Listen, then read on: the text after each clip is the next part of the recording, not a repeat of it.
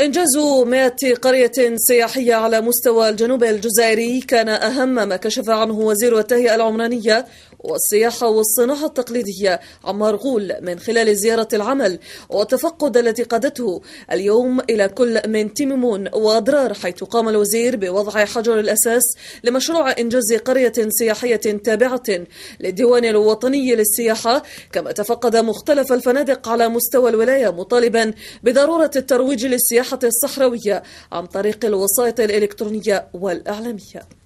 لازم تسيير احترافي، il faut une gestion professionnelle، تسيير احترافي لهذه القرية السياحية باش إن شاء الله ننطلق، لأننا عبر الجنوب، عبر كل الجنوب، راه في برنامج قطاع السياحة 100 قرية سياحية حتى نستطيع أن نستوعب في المدى المتوسط التدفق السياحي للسياحة الداخلية وسياحة الأجانب في الجزائر. عملية الاستقطاب لازم لها ميزانية خاصة، عملية الترويج لازم لها ميزانية خاصة، عملية يعني التعريف بالمشروع إلى آخره من خلال استعمال الوسائط الإلكترونية.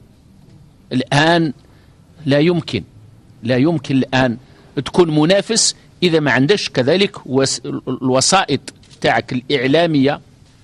كذلك فضاء كما هذا زيادة على الفضاء الطبيعي، قلت داخلين الشيء اللي مليح أنه يكون فضاء متخصص للرياضة وإعادة التأهيل الرياضي، لا ميزون فورم. ضيف إلى ذلك لازم كذلك فضاء صحي. وهنا ما ننساش عندنا كاين تجربة تاع يعني الكثبان الرملية.